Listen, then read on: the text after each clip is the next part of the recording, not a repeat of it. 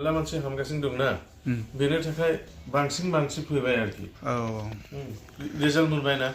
बेनि थाखाय बांसिन मानसि फैगासिनो दं आंनाव सिलिगुरियाव लांनाय समाव टेस्ट खालायनानै मोननायाव 4 पॉइंट बेसेबांबा दंमोन आरो 1 पॉइंट बेसेबाङाव फैदों आरोखि दा एसे माने इमप्रुभसिमाव फैनाय बायदि मोनदों दा जाबाय 1.9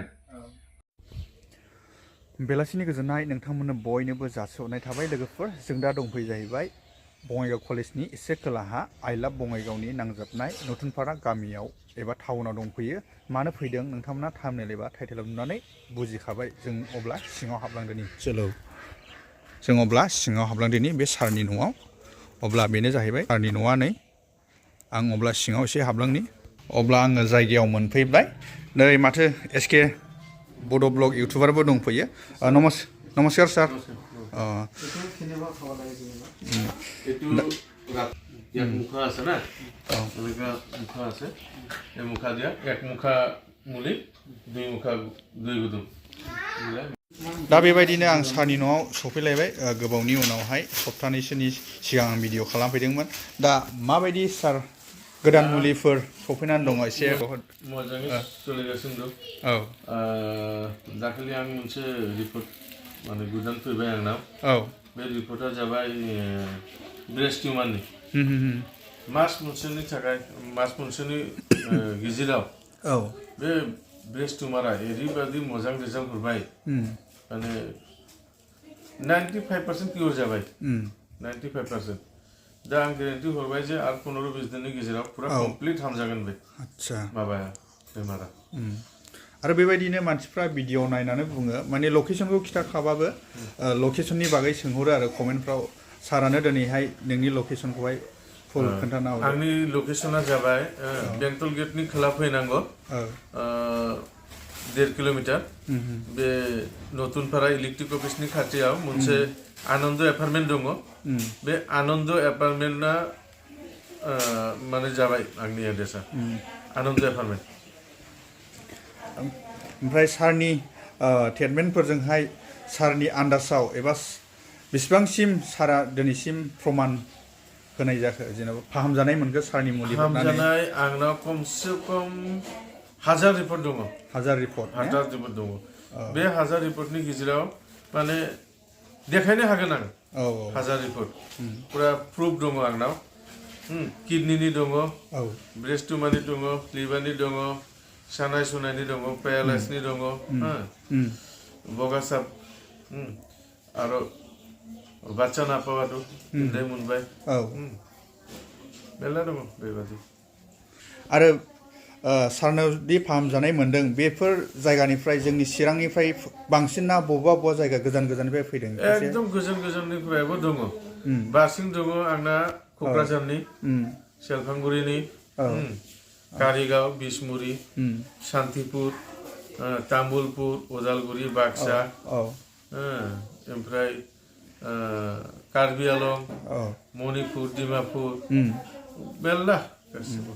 आरो दाखालि आंनि भिडिअ कमेन्टआवबो हरदों मुलियानो एसे दाम गोसा ओमफ्राय बेफोरनि थाखायबो एसे डिसकाउन्टफोर दं नामा सार एसे आंथ' गासिबोखौ एसे डिसकाउन्ट हरो खारन बेहाय बारा थाखाथ' बेंगालुरुनिफ्राय फैयो बे मुलिया गुवाहाटीनिफ्राय आरो गारिजों लायनांगौ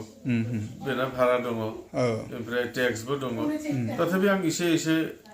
हरो आरोखि हरो ने आरो दिनैसिमाव गोदान मुलि बेसेबांनि क्वालिटि सफैनानै दंबावो सार एसे खोन्थानो आंनाव मथा मथि क्वालिटि प्रडाक्टआ 100 बारबाय 100 बारबाय ने 100 बारबाय गोदान मुलि 10टा आइटेम फैबाय आं देखाया दा मानो थाखाय मेरला मानसि डुप्लिकेट खालामगासिनो दङ ना बेखौ आं गिदों बेनि थाखाय देखाया मुलिया 100% गेरेन्टिखा आरो मेरला मोजां मुलि दङ आंनाव जेबो सिन्था खालामनाङा जिखुनु बेमारा हामगासिनो दं ओमफ्राय दा सान्दि कास्टमार एबा पेसेन्टफ्रा माबायदि सार रेगुलार दङ मेरला पेसेन्ट दङ सबसे आनन्दनि बाथ्रा मोजांनि बाथ्रा आरोखि मोजां बाथ्रा हामगासिनो दं मानसिफोर हामगासिनो दङ सारनियाव बबे बेमारा बांसिनै पेसेन्टआ फैदों सानाय सुनायनि पेरालाइज आरो गथ' मोननाय ओमफ्राय पाइल्सनिथ' गोबां रिजाल्ट दं आंना पाइल्स किडनि प्रेसार सुगार पेरालाइज बेनि गोबां मेरला माबा दङ आंनाव प्रमान दङ मेरला मानसि आंखौ ओरैबादि सनमान हरबाय ओरैबादि मोजां मोनगासिनो दं आंखौ आरो डेलि हाजार मानसि आंखौ धन्यबाद हरबाय मानो थाखाय मेरला मानसि हामबाय ना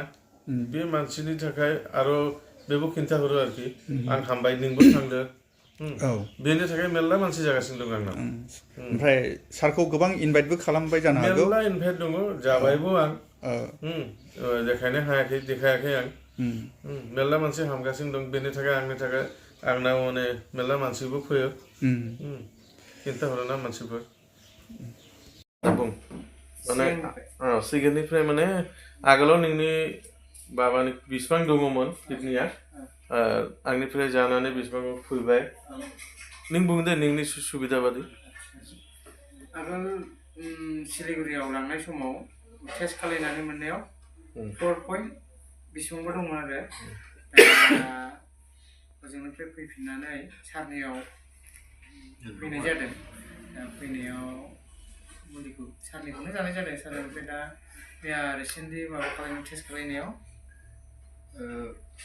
1 पइन्ट बेसेबाङाव फैदों आरोखि दा एसे माने इमप्रुभसिमाव फैनाय बायदि मोनदों दा जाबाय 1.9 आरो आगोलाव दङमोन 4 पइन्ट सामथिं तो बेसेबां 1 मासबो जायाखै ना 1 मास जागोन आरोखि दाबो जायाखै सानै साथाम बाखि दङ आरोखि बे 1 मासनि गेजेराव नोंनि किडनि पइन्टआ 4 पइन्ट सामथिंनिफ्राय 1.9 फैबाय बे ना मथा मथि नर्मेलाव फैबाय आरोखि इसेल' बाखि दं आरोखि दे थेंक इउ मेरला मानसि हामगासिनो दंना बेनि थाखाय बांसिन मानसि फैबाय आरोखि रिजाल्ट मोनबाय ना बेनि थाखाय बांसिन मानसि फैगासिनो दं आंनाव आंथ' मिलायनानै हरो मेरला मुलि दङ ना माजिं हरनांगौ बेना एक्सपिरियेन्स दं आंना 14 बोसोर जाबाय ना बेनि थाखाय मानसिबो हामगासिनो दं आरो मेरला मानसि फैगासिनो दं बेनि थाखाय हामाबाथ' फैया दा माखासे मानसिफ्रा भिडिअ नुजानोबा लाजियो केमेरायाव फैनो बायो ना आं बानायाबो बेबादिखौ आंनाबो एसे माबा दङ ना फैसा मोननो हाया मानसिखौ थेंक इउ सारखौहाय दिनैहाय गोबां गावनि मुलिफोरनि आपडेट होबावनायनि थाखाय बेखिनिसै लोगोफोर बाय बाय